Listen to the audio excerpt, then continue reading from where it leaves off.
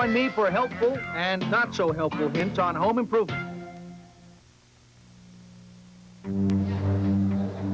Well, we've really done it this time, Nancy. How are we going to get back to Earth in time for the show? It's 5 o'clock. I have an idea. Hey, Scotty, can you beam us down to the news center? I don't know. I'll see what I can do. Hold on. Now, from the ATV News Center at every city and town in the Maritimes, this is the ATV Evening News, live at 5. What a ride, eh? Good evening, everyone. It is Wednesday, July 20th. I'm Nancy Regan. And I'm Paul Meunier. Amazing technology. You gotta like it. And it's great to be back on Earth. Here's a look at what our other Earthbound reporters are preparing for tonight's show. I'm Jonathan Kay. 25 years ago, when astronauts first set foot upon the moon, many older people could remember the Wright brothers' first flight. Yet today, in the middle of the so-called space age, many young people weren't even born when we set foot on the moon for the last time in 1972. Are the days of human space exploration over for good? We'll find out tonight on Live at 5. I'm Mike Cameron in St. John. 25 years ago, a St. John man depicted the lunar landing and honored JFK. We'll talk about that later in Live at 5. I'm Janice Landry in waters off the Dingle Park in Halifax. You know, we've been hearing a lot about space travel recently with what's been happening up in Jupiter. But coming up later tonight on Live at 5, a different kind of travel. We'll go underneath the world's oceans on a sea quest. Tonight, Live at 5. And ATV's Dr. Stuart Cameron makes his regular Live at 5 house call tonight, choosing the pain relief medication that's best for you and your wallet. You're so sweet, and someday, baby, we got to be. And later, a Rolling Stones concert for $5 a ticket. It happened in Toronto last night, but why? Behind the hype tonight. It's all coming up on the midweek edition of Live at 5. First, let's check in with Jonathan Gravener, working on the ATV Evening News at 6. Jonathan, what's up? Thanks, Paul. Well, it seems that sorry is the hardest word to say. The Mounties say they're sorry about reports they wrote about blacks back in the 1960s. RCMP Commissioner Philip Murray now says the reports were wrong for portraying blacks as being layabouts and prolific childbearers. But will the apology be accepted? That story tonight at 6. I have no idea. Who knows?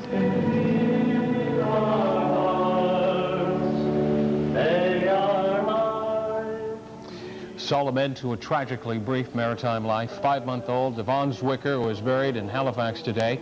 The tot died of head injuries last weekend. His father faces murder charges. We'll have more tonight on the funeral. That's the water coming from the pump, from the well. There. And many residents in the town of Renforth and New Brunswick are trying to make do after finding out that their water supply is contaminated with bacteria. How serious is the problem? It's a well-upscale neighborhood in which residents are embarrassed by their predicament. And now it's time for our first fast look at the weather with meteorologist Steve Weigel. Steve?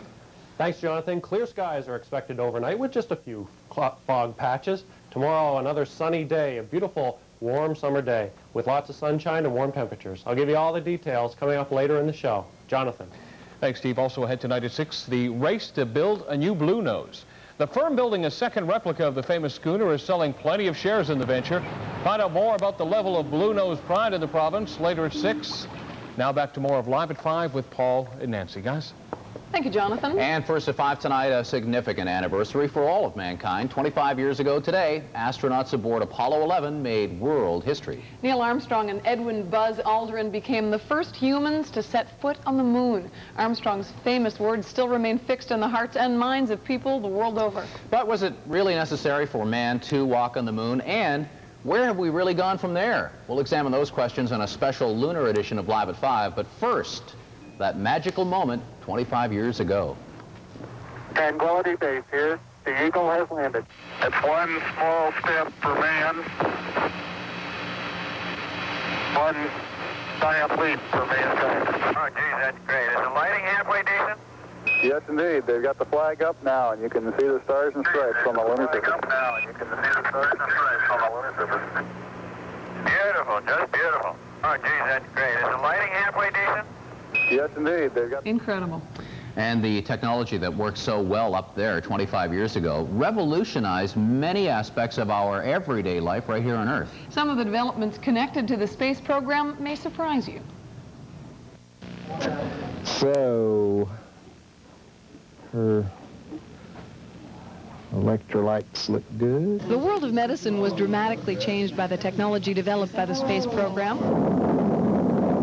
The computerization, electronics, and miniaturization that helped put people on the moon now helps keep Earth dwellers healthy.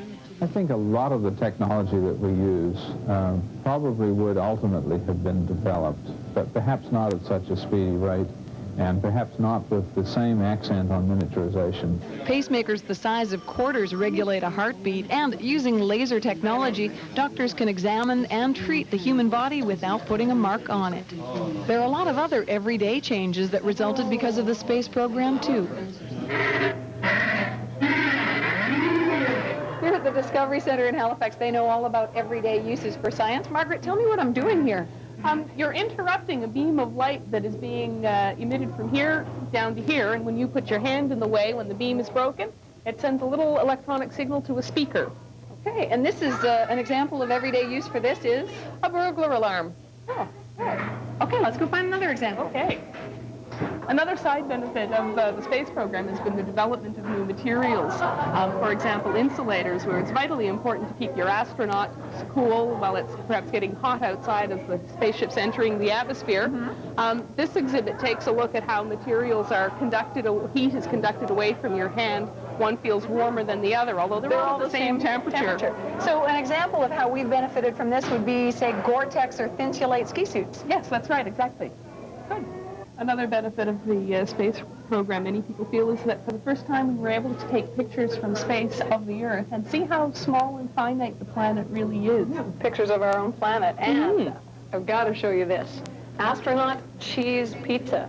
Actually, there are a lot of changes to our food because of the space age, right? The freeze-drying process has given us drink crystals and instant coffee, as well as oh, cheese pizza. Cheese pizza. It's awfully dry and crumbly, but I'm going to try it. Oh, yeah. Thanks.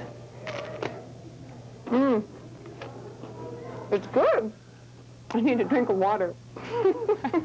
Delicious, eh? Freeze-dried, really dry. I almost brought you back some freeze-dried ice cream. And why didn't you? Well, they were just out. They were just Sorry. out. I'll give you a rain check, though. We really could have used some on a day like this. I think I prefer the Earth variety. I think you're right. Nice and cold. It's all dry and crumbly. I guess what's, when you think about all of the things that have happened as a result of the space program, you try to pinpoint the most significant thing, and I suppose miniaturization was really something that they had to do to make it all happen, right? That's right, and it affected so many different things here on Earth. For instance, you know how big computers used to be. Yes, right. Look at our pocket calculators today, and I think that was another spin-off. There are so many.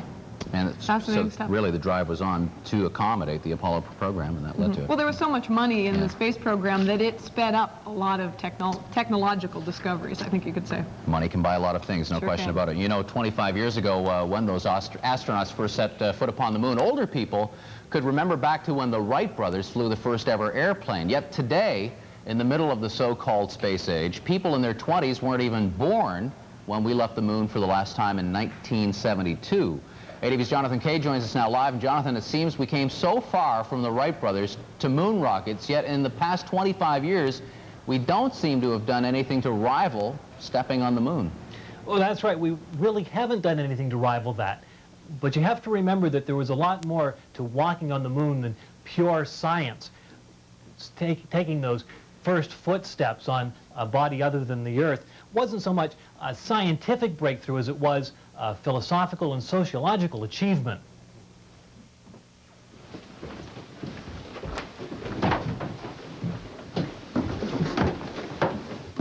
One of the largest optical telescopes in the region isn't at a university, it's here in the Annapolis Valley in a private home, Roy Bishop's home.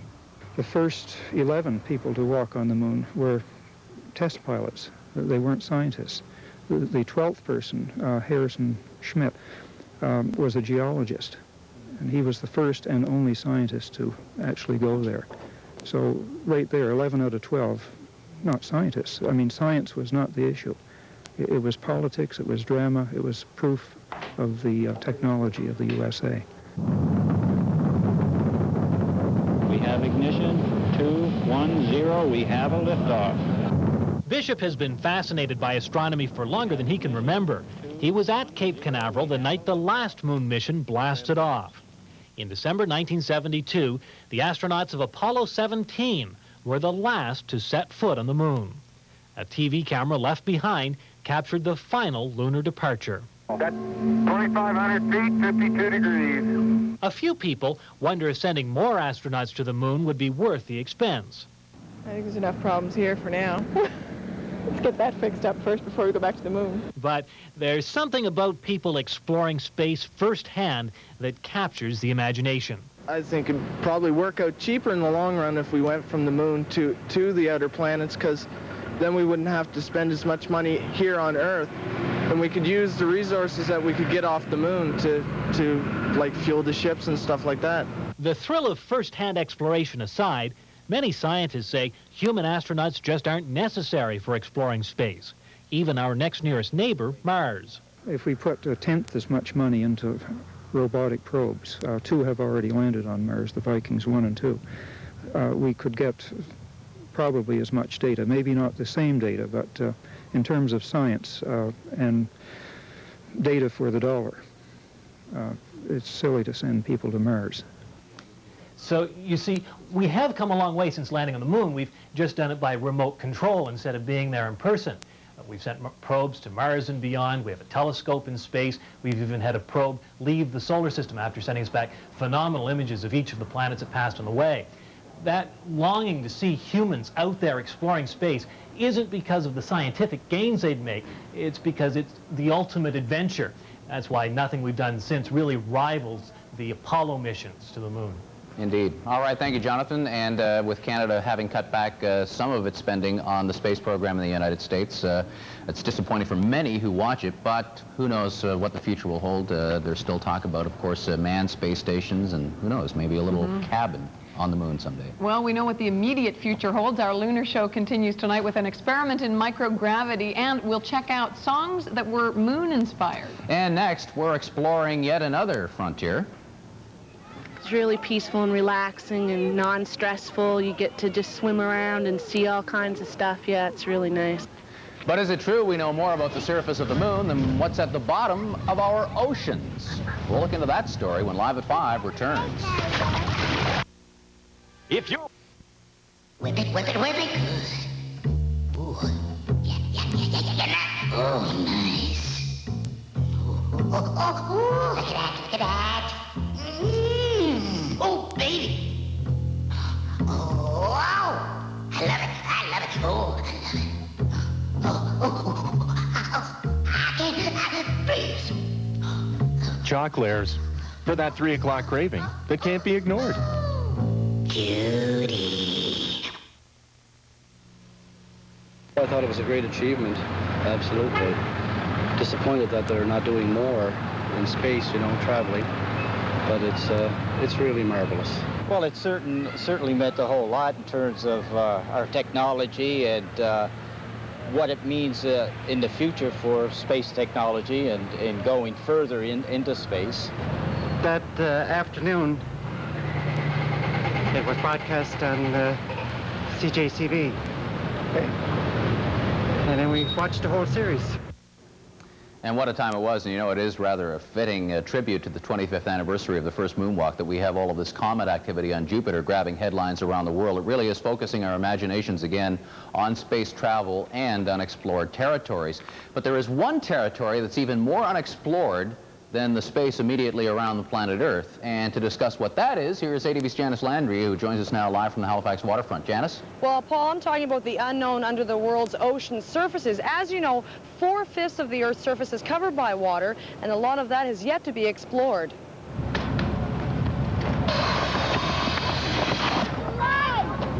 Preparing for the dive. Safety is first, but excitement of the unknown is a close second. Why did you want to? Just for the fun and the adventure, getting someplace new, going down and seeing all the fishes, the things we can't see from up here. Yeah. Was it what you thought it would be like? Like, try and describe what it's like, or the feeling that you get when you're there. Oh, it's everything I expected and more. I've enjoyed it enough in the past couple of years to make a living at it, and you know, it's a whole different world, totally relaxing. It's a friendly environment. It's not the harsh, dangerous place everybody thinks it is.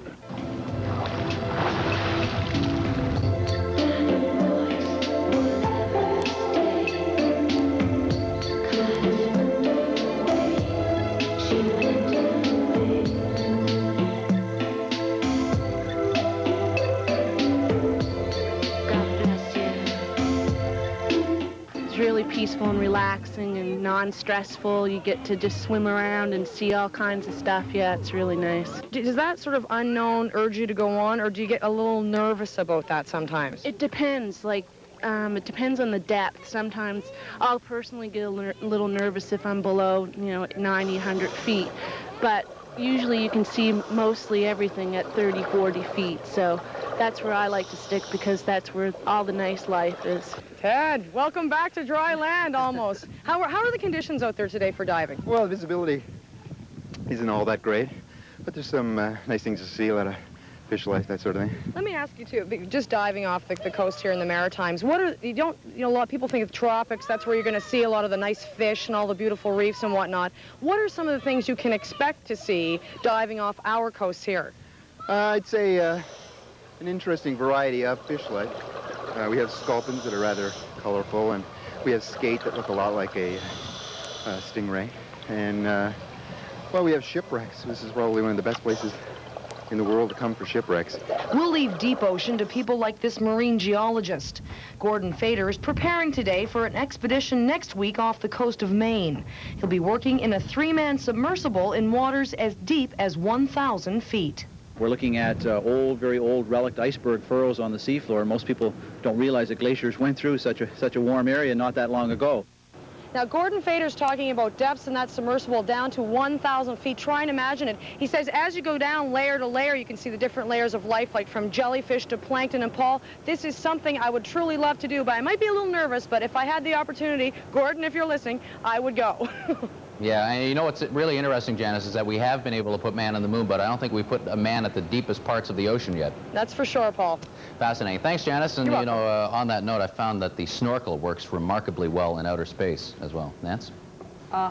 No comment on that one. Still ahead on Live at 5, Steve Weagle's maritime weather picture. Yvonne Colbert on your side, the Rolling Stones, and more moon memories. You remember what you were doing on that date? I was home, I guess, watching on television or watch what I could. I was in school 25 years ago when man landed on the moon. Were you watching on a black and white TV set? Yes, we were. I think I was in Toronto by then, in '69. I lived in Toronto for 4 years. I was probably watching it in Toronto. I was in school. Did you watch it on TV from school? Yeah. No, not from school, from home. So you went home after school and watched it? Yeah. But I remember watching it on TV. You watched it on TV that night when you got home from school? I certainly did. Whole family did. I remember that. We're all sitting around, we watched it. I went to watch it. It was great. 10 years ago.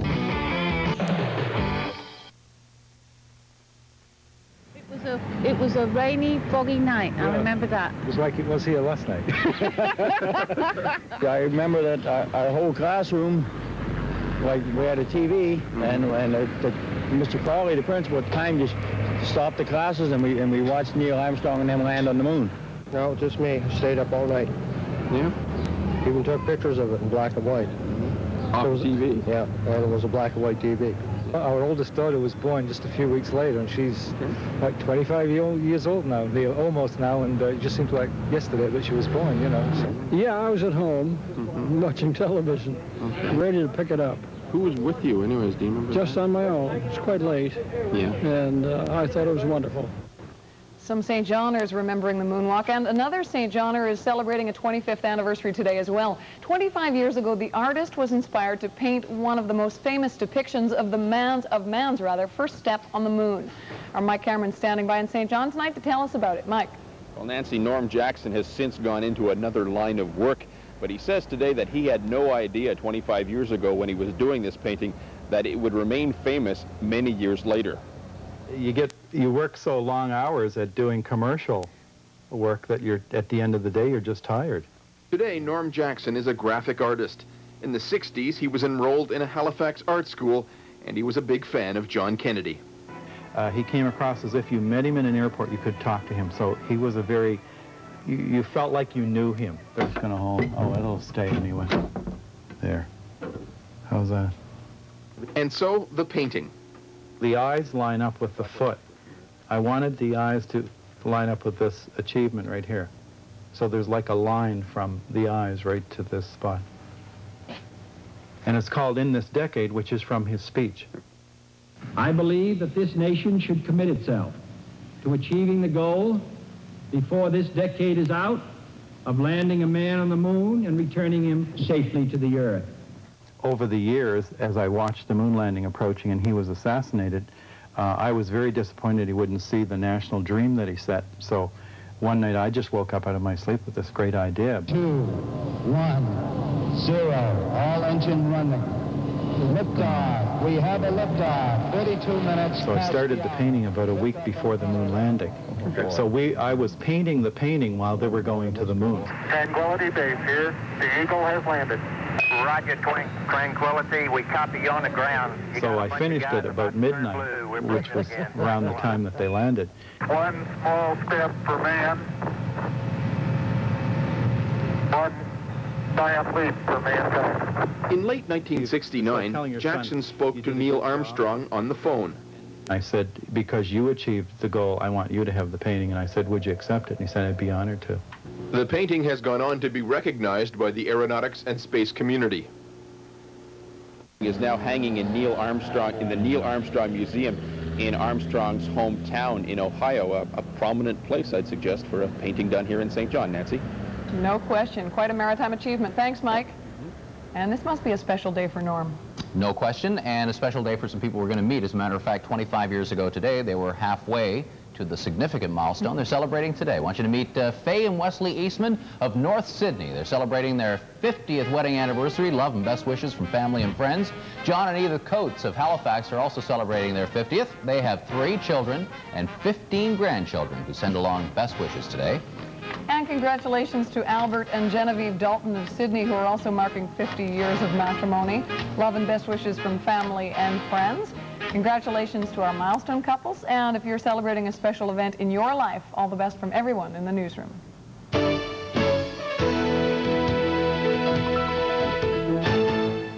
And now, when you're in pain, how do you spell relief? With more than 150 over-the-counter pain medications to choose from, it can be hard to decide what's best for you and your wallet. That's right. ATV's Dr. Stuart Cameron with some advice tonight.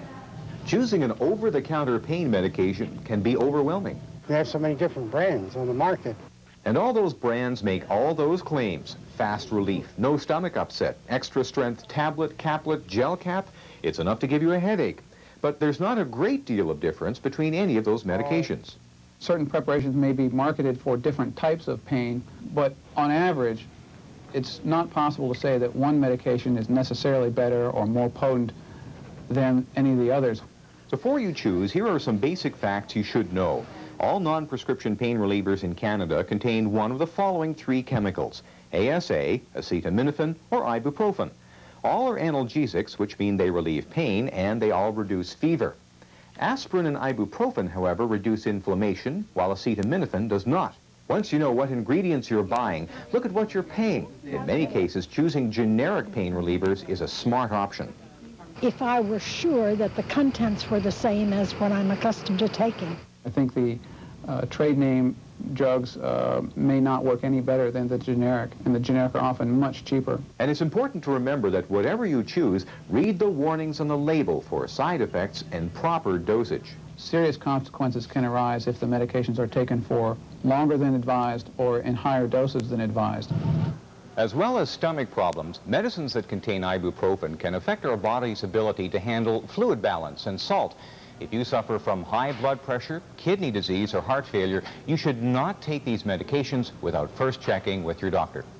So I guess the important message is that even though these medications are available over the counter, it doesn't necessarily mean they're harmless or without their side effects. That's absolutely correct, Nancy. All people should treat medications as if they're prescription medications. They should take them according to the directions, they need proper storage, and they have to be kept out of the reach of children because they can all be harmful. Always. Good advice, as always. Thank you, Dr. Cameron. Thanks, Nancy. Here's Paul.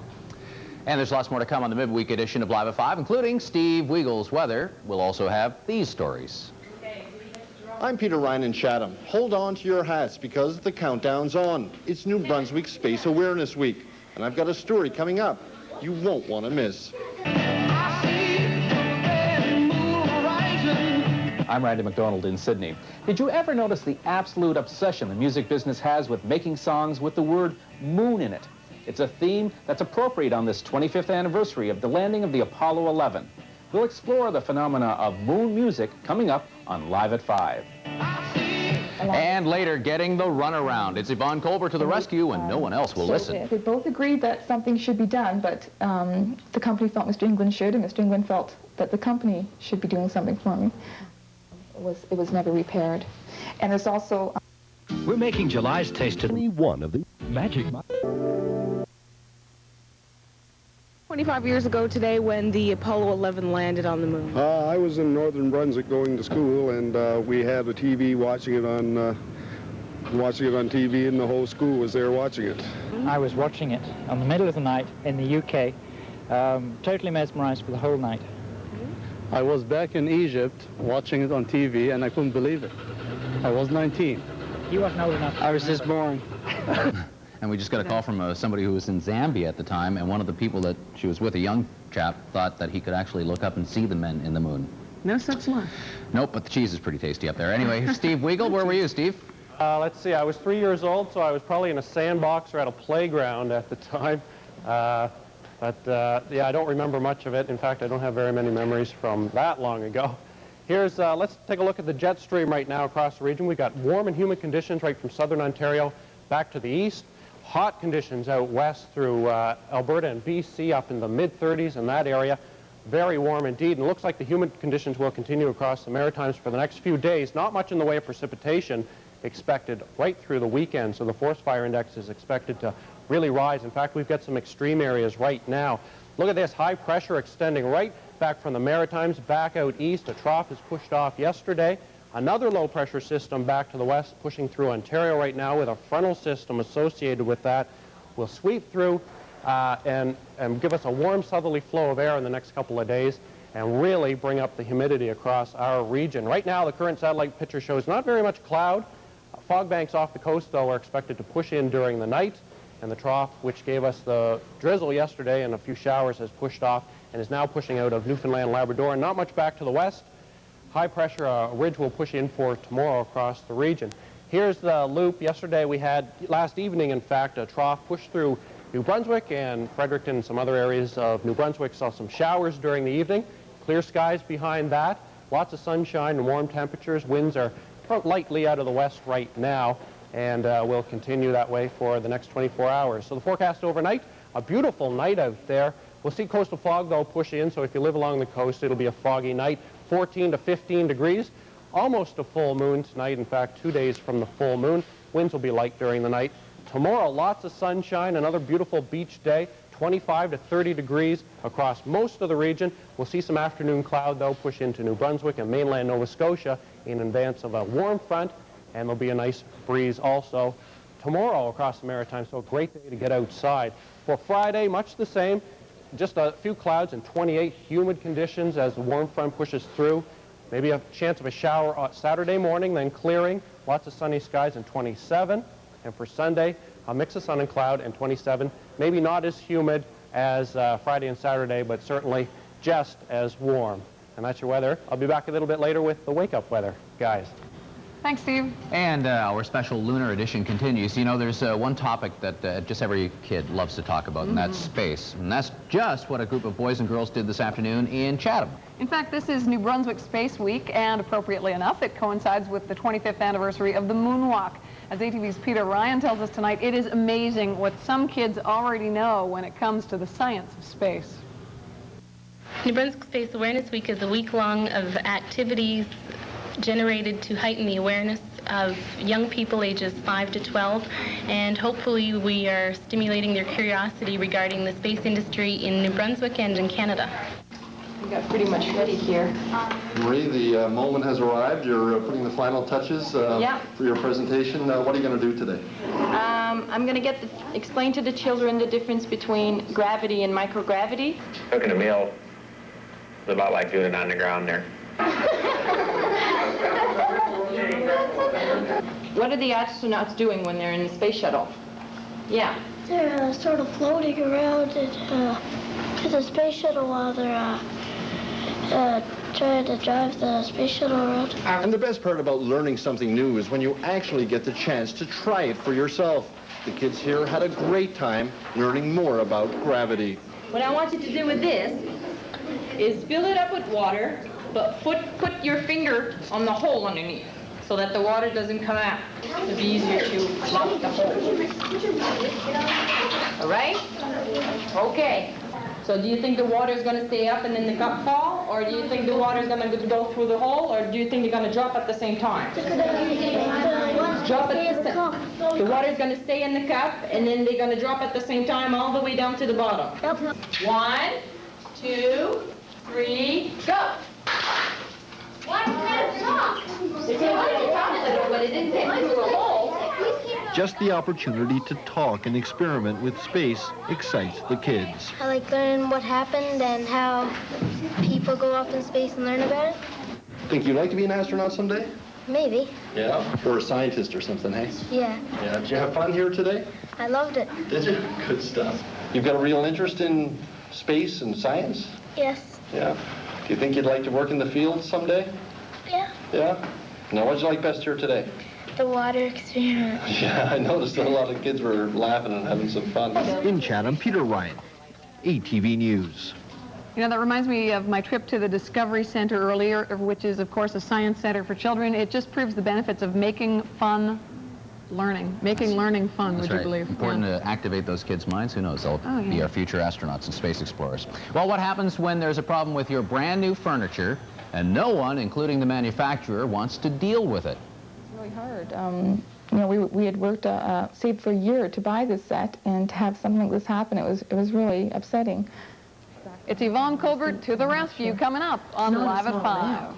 No, well, it is when you're shopping around. Right now, KFC has a mega meal you won't want to miss. KFC's Picnic Mega Meal. 8 pieces of chicken, family-sized fries, large coleslaw, macaroni salad, gravy, 4 rolls, a handy cooler bag, and 6 cans of Pepsi. KFC's Picnic Mega Meal. At $19.99, nothing's a miss. Well, we are missing a picnic table.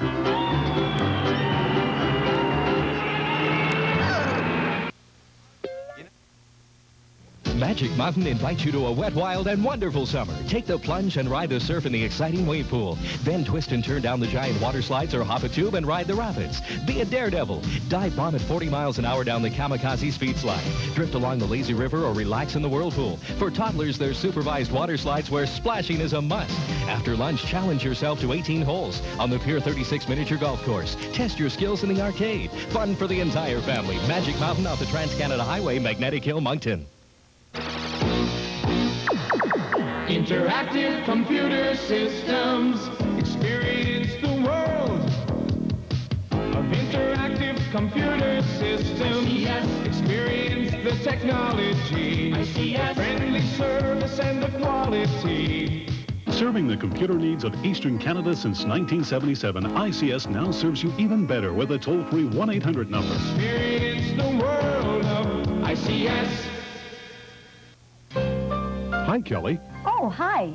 Zachary and I were just looking at pictures of some of the great times we've had here in our home. It's a Kelly's Kent home, of course. Zach and I love it. So do hundreds of other Atlantic Canadians. They've been choosing Kelly's Kent homes for over 30 years. They like the quality, design, value, and our helpful and honest attitude. Right, Zach? This space is for pictures of the great times you'll spend in your new home from Kelly's Kent Homes in Fredericton. Smile, Zach.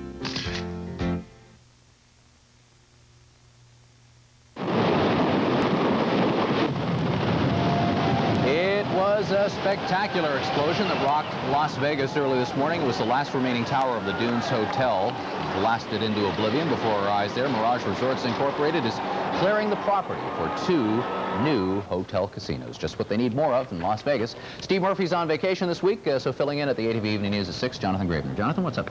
Well, Paul, tonight it's not often we hear about the Mounties admitting that they made a mistake, but they do now. The RCMP admit that they were wrong to spy on black civil rights groups back in the 1960s.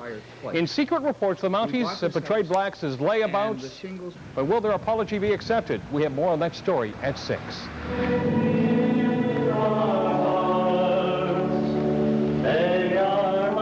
A sad end to a tragically violent and brief maritime life. 5-month-old Devon Zwicker was buried in Halifax today. The Todd died of head injuries last weekend. We have more on his funeral tonight at 6. And if you're looking for a private nurse or a hunt for some medical equipment, get in line if you're in Moncton, because the closure of the city's biggest hospital has meant shortages of all kinds. Some are profiting from all this pain. We'll explain at 6. But now first, it's back to Live at 5 with Yvonne and Nancy. Thank you, Jonathan. Time now for ATV On Your Side with Yvonne Colbert. And tonight, furniture troubles. Now, this family, Nancy, was thrilled with their new coach and love seat until the problems began, just 4 months after it was purchased. Well, my husband and I saved for a year. We were quite excited about going to purchase our new set.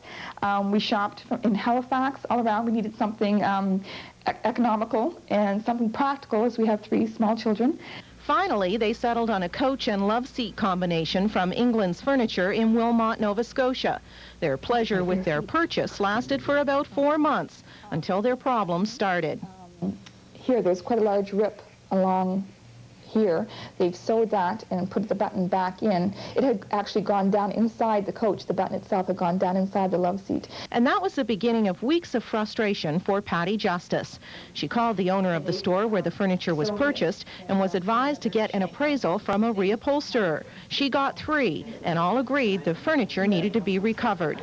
She then informed England's Furniture, which referred her to the company they purchased it from. They both agreed that something should be done, but the company felt Mr. England should, and Mr. England felt that the company should be doing something for me.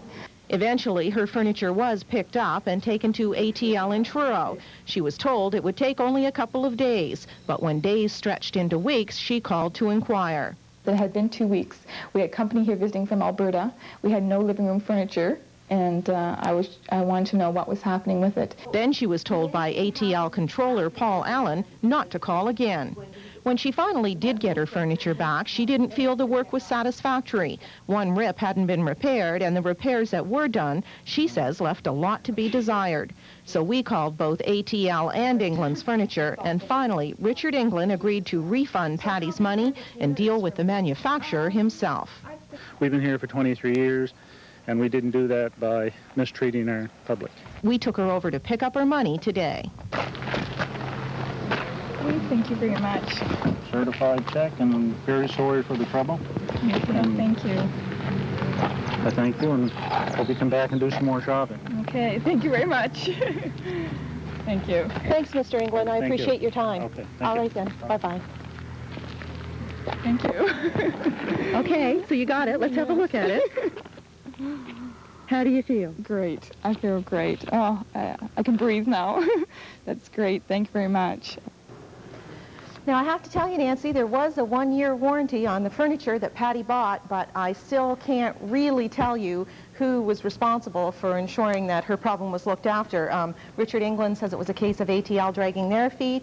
They say that they are not responsible. So I don't know the answer to this question, but the bottom line is she got her money back. And you have to give Mr. England credit, because he's in a position where he didn't have to do that. There's no law saying that he did, but he took it upon himself to please his customer when he saw she was having problems in other areas, and he deserves a pat in the back for that one. I was going to say, it's nice to see businesses react in that way. It is indeed, and Patty is one who will tell you that's the truth. Satisfied customer of ATV On Your Side, I think. If you have a problem you think Yvonne may be able to help you with, here's how to contact her. You can give us a call. The area code is 902. The number is 493-3404. You can leave a brief message on the machine, or you can write Post Office Box 1653, Halifax, Nova Scotia.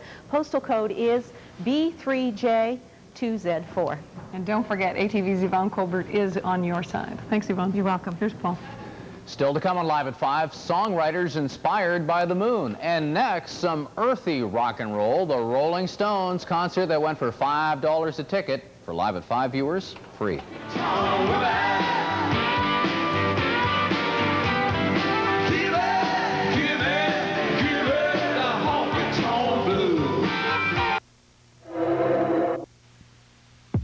Perhaps you think that Prince Edward Island is...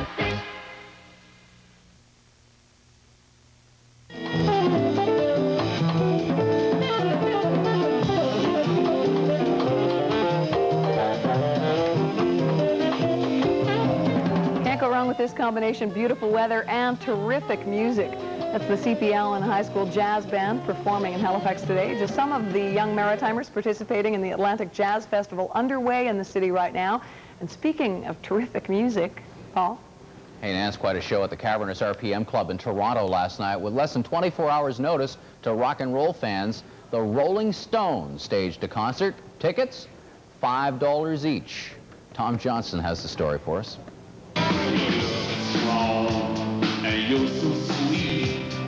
The Rolling Stones turned back the clock last night, treating some 1,100 fans at Toronto's RPM nightclub at Queens Quay and Jarvis Street to a preview of their upcoming Voodoo Lounge tour. And it was quite a show.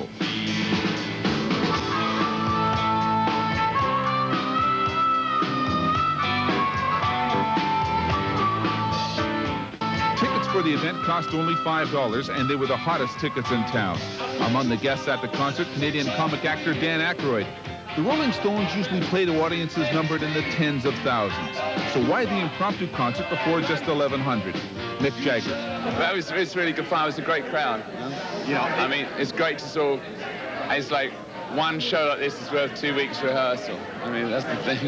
The band played some Stones classics like Brown Sugar and Honky Tonk Woman.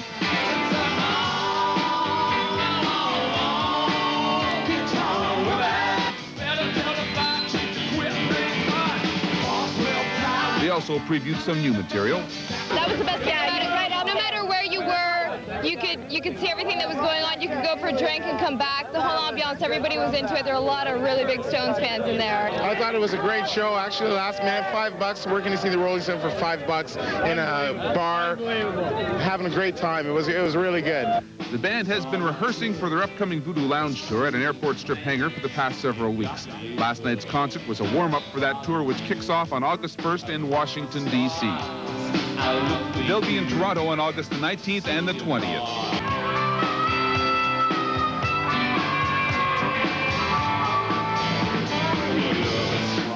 Quite a show, and joining us now from C100 Radio in Halifax, Matt Northrup, to talk a little bit about the Stones phenomena. I mean, Virgin Records is buying up satellite time like crazy to send out clips like the stuff we just saw. Is this an unprecedented blitz that we're seeing for the Stones concert and their new album? Well, Paul, at least for the Rolling Stones, yeah, I would say. But, I mean, you got to think, Madonna kind of taught the whole world that the music business is just that. It's a business, and everybody seems to be following her lead. Even, you know, guys like the Rolling Stones jumping on this publicity bandwagon. It's incredible.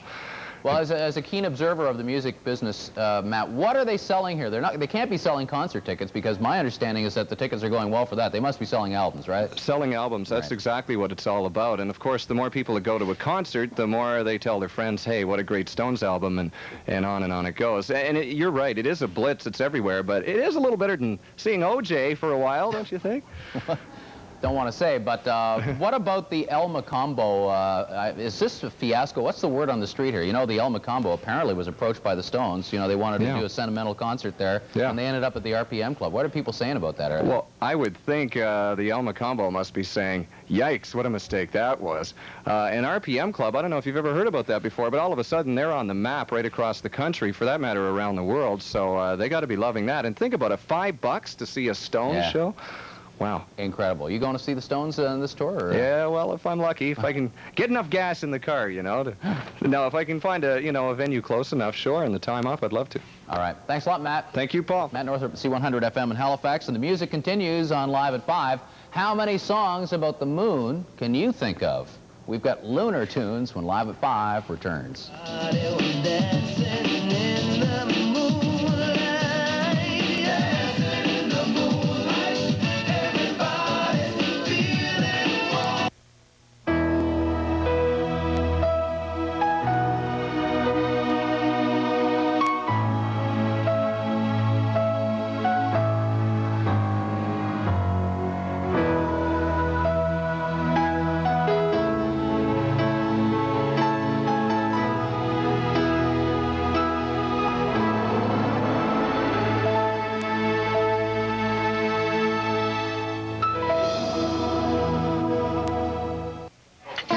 What's getting you down?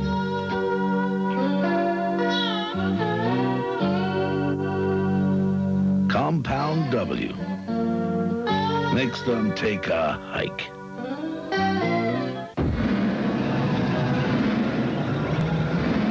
this scares you, you may need a shrink. Introducing non-greasy Preparation H cream. It shrinks.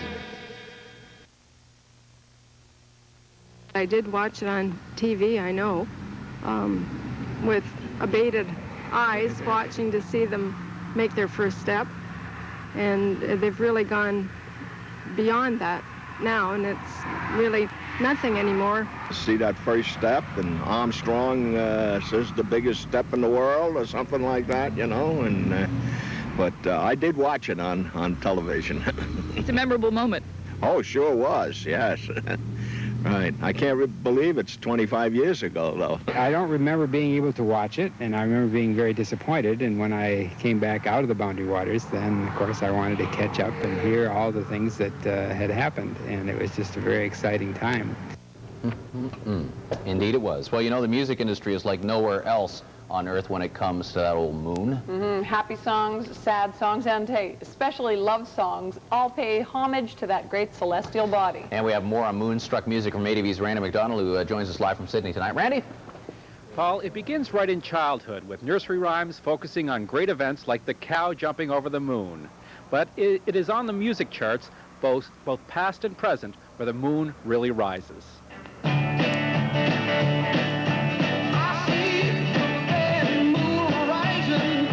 We're looking for songs with the word moon in it, or title moon.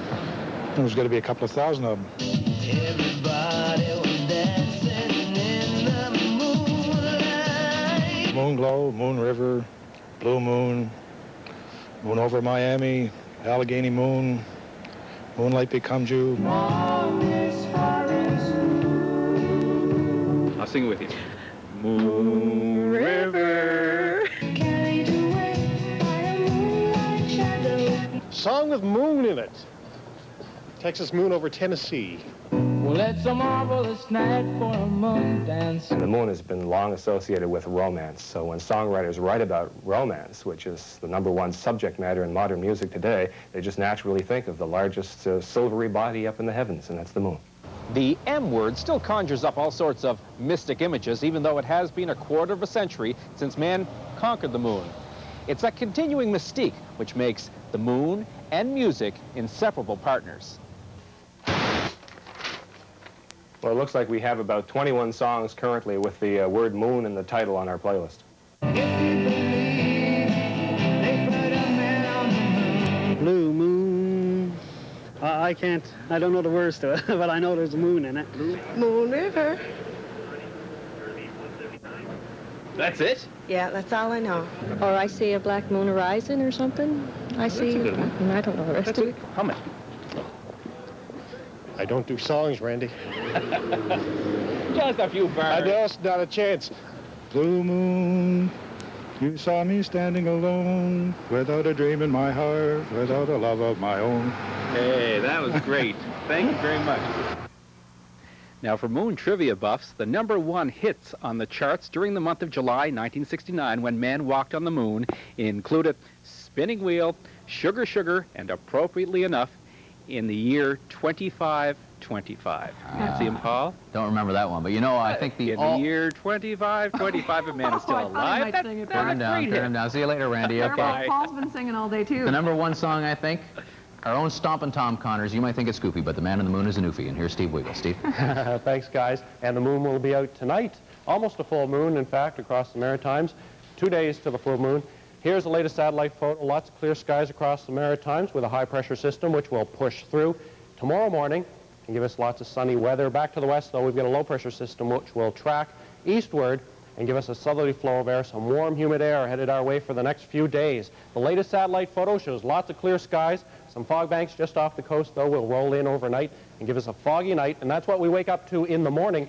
Foggy skies that'll burn off early, lots of sunshine for the day, and 16 to 17 degrees for wake-up temperatures. Tomorrow's weather is just great. Lots of sunshine, a few afternoon clouds in New Brunswick and mainland Nova Scotia.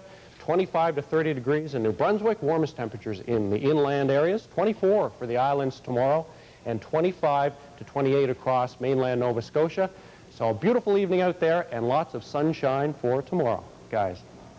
Moonlight Sonata. He's still humming that Stomp No, and I've Tom moved song. on past Stomp and Tom Connors. Here's what we suggest for your entertainment tonight, besides some of those silly songs. Our ATV primetime lineup starts at 6:30 with Full House, Murphy Brown at 7, and then at 7:30, Home Improvement. We've got time exposures for you at 8, and that's the prelude to a baseball game at the fabulous Sky Dome in Toronto. The Twins in to play the Jays at 8:30. Then on the Thursday edition of Live at 5, she is one of the world's favorite canines, without a question, and also Hollywood's top dog. ATV's Bill Jessam travels to Los Angeles to get a preview of the new Lassie movie. That's tomorrow, live at 5. Hope you can join us then. That is it for the midweek lunar edition of Live at 5. The news continues now on ATV. Here's Jonathan Gravener. Jonathan?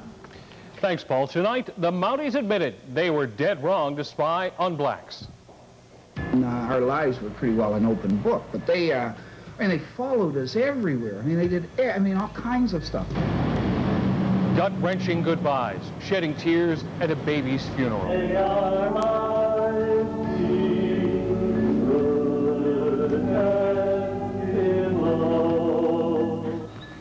And boiling mad, Dirty Water leaves residents high and dry. They're both full of boiled water, the two of them. I have to keep them going. I have to, because I use water for everything under the sun. Now, from the #1 news team in Atlantic Canada, the ATV Evening News.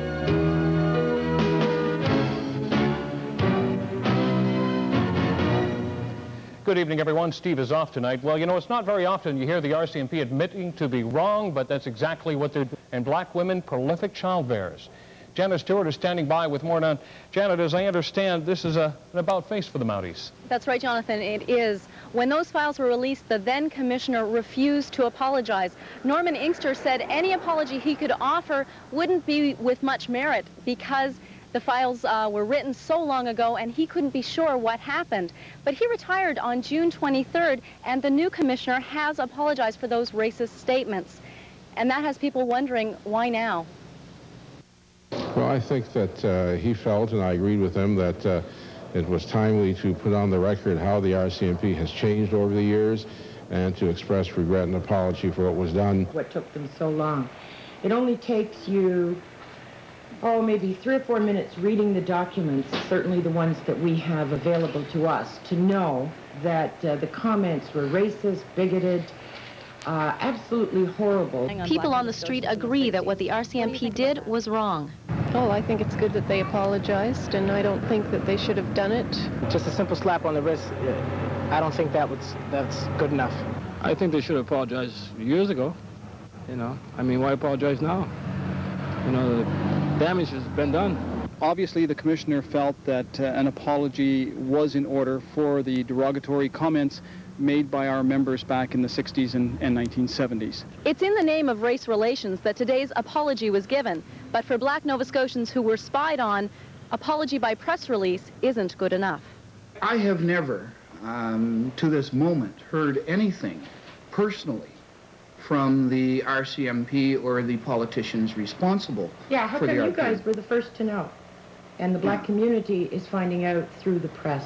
They'd like to be contacted personally. They definitely owe us an apology at a very personal level. Now, Jonathan, the black activists are happy about this apology. Rocky Jones said today that he gives the new commissioner full marks for starting out by giving an apology in the beginning of his term. But still, the question is they're looking for the personal apology, and as Rocky mentioned, he's never even spoken to anyone face-to-face. Is there any indication that that personalized apology will come? There is no indication at this point. The RCMP feel that they've done a good thing by releasing this apology today. Thanks so much, Shannon. You're welcome. Well, a small group of family friends gathered at a Halifax church today to pay final respects to 5-month-old Devon Zwicker McInnes. The boy died in hospital Saturday from severe head injuries. Now, his father faces charges of second-degree murder in connection with that tragic death. ATV's Fons Jessam has more.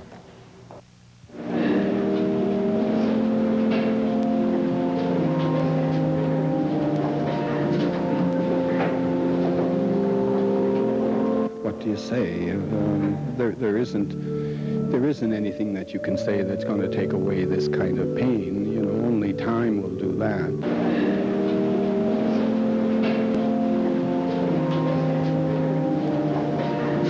What can you say to ease the pain for a young mother who lost her 5-month-old baby and then learned her common-law husband was charged with his murder? 1 month ago, Father Eric Terrio baptized baby Devin Zwicker McGinnis in this Spryfield church. Today, he tried to comfort the baby's grief-stricken family. You try to let the family know that there is a community of people who care about them and who support them, and you can't force support or help on anybody. You make it available and let them know that we're here. Baby Devin was taken from this Spryfield apartment on Friday night after firemen responded to an injured persons report. He died of severe head injuries in hospital.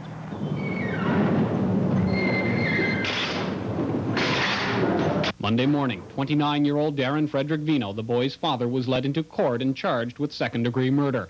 Today, Vino's lawyers say they are awaiting the police file in the case before determining how they will proceed. Investigators say they are not yet finished with their investigation and are not certain when the file will be turned over to the attorneys. As the detectives here continue to work on the investigation, the defense attorneys are also continuing to work on their files. They say they are interviewing members of the accused man's family as they prepare for the next court appearance in this case. That happens next week when Darren Vino appears once again before a provincial court judge. At that time, a date is expected to be set for a preliminary hearing, at which time it will be determined if there is enough evidence to go to trial. Jonathan? And, of course, we'll keep you updated on this story. Thanks, Fonz. Well, a 20-year-old Halifax man is dead following a brief chase involving police and a motorcycle. Police say they were called to the Herring Cove area after residents complained of motorcycles drag racing shortly after 3 this morning.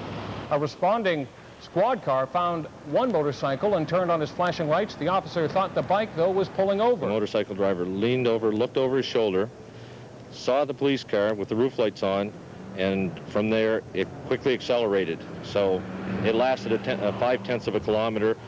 In that short period of time, the motorcycle left the road, the driver was thrown from the vehicle and ended up hitting a pole. Robert Velkov was pronounced dead after being taken to hospital. Police said the bike was reported stolen after the accident. They say the incident's under review, but they believe, that is, all department guidelines were followed by the officer involved. 2 St. John teens were hurt in a single vehicle accident early this morning. Happened around 2:30 just east of Rossay Avenue exit on the city thruway. The driver lost control of the vehicle, rolled off the highway. Both occupants were wearing seatbelts. They were treated in hospital for minor injuries, then released. Well, if you live in Renforth, New Brunswick, boil your water. About 100 people are being told that bacteria is leaking into their water system. Now, Renforth is just outside of St. John. Connell Smith joins us live from there. Now, Connell, has the source of this contamination been found yet? It may have been found, Jonathan. We won't know for certain for a couple of days. In the meantime, a lot of people in the community are going to be having boiled or bottled water. The community is known as Kennebecasis Park, an upscale suburb just east of St. John. But about a third of the residents here are now being careful about the water they use. They're both full of boiled water, the two of them. I have to keep them going. Kathleen Alexander worries about her pets. She has 2 cats, but she also has a large number of birds. This is a little cliff swallow. Alexander nurses injured birds back to health. She's most concerned these days with a tiny baby hummingbird. It must have been dropped from a great height. I like to even boil my cooking water. And if you have to wash vegetables or things, you have to boil that water too. And I have pets. She wonders if a recent illness suffered by her cat, Mitsu, was caused by the bacteria. It could cause diarrhea and... Health Inspector Aubrey Gadet says coliform bacteria above acceptable levels were discovered during routine tests. Now we're looking for a source for where the contamination's coming from. And if we can find that source and we can eliminate it, then the water should be good. The water in the well is fine. The water in the well is fine. Village Administrator Joan Fitzgerald hopes the source of the bacteria has been found, a broken water pipe. So then we dug down, brought the equipment in and dug down this morning and found a slip in the pipe. The pipe was fixed, and the water will be sampled again tomorrow to determine if that was the source of the contamination. Now, the area that's affected is a small part of the village of Renforth. Some tests are being done on the water in the reservoir. Actually, they were done, and they're being sampled now. And if that water turns up clean, then we'll know for sure that it is in the water line itself, and it could very well have been that leak that was recently repaired. And of course, we'll keep you updated, tell you when the water is okay. Thanks, Colin. Thank you. On the labor front tonight, they have a deal. 5,400 nurses in New Brunswick have accepted a new contract that gives them a small raise and some benefit improvements. The deal, though, was given approval by 93% of the nurses who voted. No wage increase in the first 2 years, but in the third and fourth, nurses will get a small raise of 0.5% per year. Union President Linda Silas-Martin says accepting the deal is going to let nurses turn their attention back to the situation at hand, and that is health care. We highly recognize that the delivery of the hospital service has endured some very rough period over the last 2 years, and we are hopeful that this agreement will help stabilize the delivery of nursing service in the hospital system. Now, some of the benefits of this deal include an early retirement provision and increased job security. Well, it looks like the reduction in services at Moncton's largest hospital is turning into a windfall for some businesses. But on the other side, people are now paying more and paying for things that used to be covered by insurance. Alan Johnson has the details. As you can see, our shelf is mostly empty. We rent a wide variety of rental equipment to patients coming out of hospital. Due to the recent closure or shutdown for a bit, most of our rental equipment is out, and we've had to add new pieces as well to meet the demands. Sutherland says staff at her store have never seen it so busy. Down the street at this drugstore, it's the same story. Usually there are 20 of these asthma breathing apparatus type machines in stock. This week there are only 4, and since the hospital closed, staff here say demand has been extremely high for other products as well. The equipment crunch has even hit the Red Cross. Once the equipment comes back in from people who have finished using it, it goes out the door very quickly. And we do have some waiting lists on pieces of equipment that are very popular. Home equipment shortages aside, the hospital's closure is intended to save $700,000. It's also creating extra work, though, for private health care services. We've talked to families, and they were a little bit worried, and they're asking for services at the time of the year that people are taking their vacation. Actually, last night we decided to take on 6 more RNAs into our membership because we had the calls coming in for assistance. So it's fair to say that so far most people are coping. But how well are they coping? If patients need to be seen at home, then we will see them at home. Extramural hospital, communicate with me. I'm not getting any more increased communication than I would in any summer rotation yet. In Moncton, Alan Johnson, ATV News. Well, the race to replace the Blue Nose seems to be picking up speed. A spokesman for a Nova Scotia company building a second replica of the famous schooner says shares in that venture are selling well. John Steele of the Lunenburg Schooner Company says hundreds have been sold for Blue Nose Pride. The province is encouraging the company to meet with the Blue Nose Schooner Foundation, though, a non-profit group raising money for Blue Nose 3. Steele says he's willing to meet with the foundation to see what happens. Coming up on the ATV Evening News tonight, it was 25 years ago today. The lunar landing was one of the defining moments in our history. Where were you when mankind took that giant step? Plus, is it art or crime? No. It doesn't look like people should do that. What to do about graffiti when we return.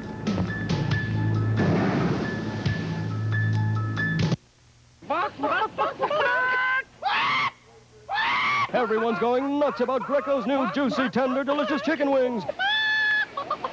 Now buy a large Greco Works pizza for only $15.88 and get 12 free Greco wings. Instead of slamming your foot down on the brake pedal, squeeze and release the brake using just the force necessary. It will increase the life of your car's braking system and save you money down the road. Trust your brakes to Midas. What you are about to witness are the ancient cave drawings of man on the green sofa. I prefer couch, but please, have a seat. Oh, thank you. All right. Cookie? Indeed. They're new snack wells. The great taste you'd expect from Mr. Christie. 50% less fat. What is this, velour? Oh, yeah. If you're going to snack, snack wells. A bit posh for a cave, don't you think? Master Dealers, making you feel just right. Atlantic Master Dealers, making you feel just right. At Mazda's Summer Days, get factory-installed air conditioning or equivalent value credit of $1,500 on Protege, 626 Kronos, Sporty, MX-6 Mystère, MX-5 Miata, or MX-3 Presidia. And the Mazda MPV with air conditioning or equivalent value credit of up to $2,175 during Atlantic Mazda dealers' Summer Days. Who taught you how to shave your legs? Your mother? You start with a bar of soap, work up a good lather. Sometimes I use your father's shaving foam. Skintimate Shave Gel. Goes on silky, foams up soft. True, soap may dry your skin. Skintimate has 7 moisturizers. It protects against the nicks and dryness a soap and water shave can cause. These little bandages are a perfect fit. Skintimate Shave Gel. There's no softer way to shave.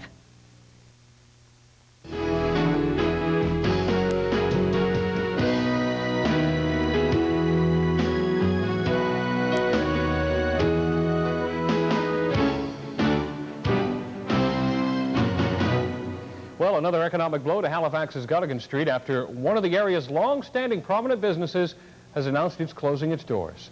After 5 decades as one of Nova Scotia's leading bridal salons, that is, New York Dress says it's the end of the line for the Halifax bridal shop. Calling it a sign of the times, store president Pamela Jameson says business has just not been the same since the recession, and to date there have been no indications that business would pick up. This is the latest blow to the Guttigan Street Business Association.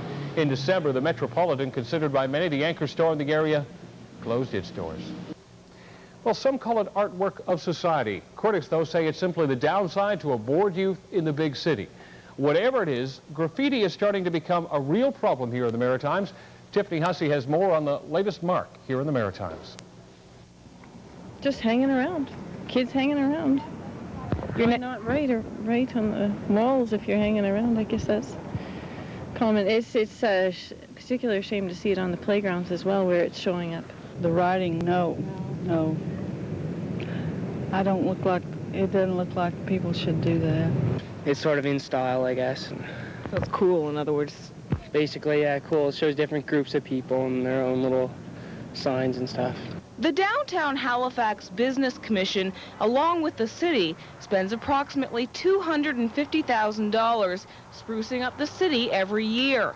Janice Manders says graffiti defeats the purpose. I mean, it's a very, very serious problem. Graffiti is a crime. Defacing public or private property and public property is a crime. And overall, what it does is make the downtown look seedy. Halifax police are promising stiff action for graffiti artists. And if it's over $1,000 worth of damage, you can carry up to 10 years imprisonment, or it can go into summary offense, which is a lesser term under the courts, and carry up to 6 months imprisonment. This wave sculpture is a popular downtown Halifax attraction, but many people say there's no point in putting money into fixing up certain areas of the city if they're only going to be defaced by graffiti and other types of vandalism. On the Halifax waterfront, Tiffany Hussey, ATV News. Around the world tonight, an advanced team of Canadian peacekeepers has arrived in Kenya on its way to Rwanda for a 6-month UN mission. The 40 soldiers, mostly from CFP Kingston, Ontario, consist mainly of communications and support personnel. And a 30-member support team from CFP Gagetown leaves for Rwanda tomorrow. The soldiers will install water purification and electrical systems for Canadian soldiers already stationed there. Meantime, the wave of Rwandans pouring into the neighboring Zaire now stands at 1.7 million. And officials from aid agencies and UN say another 1.5 million Rwandans are on their way. Nearly half of Rwanda's pre-war population of 8 million people has either fled abroad or is on the move towards the border.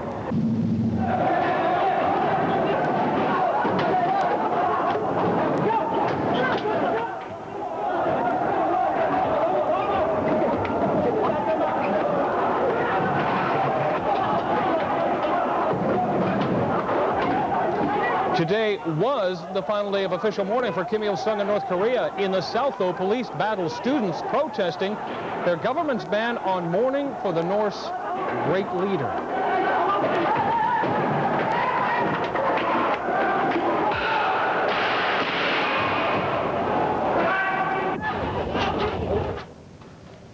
영의하는 어버이 수령님께서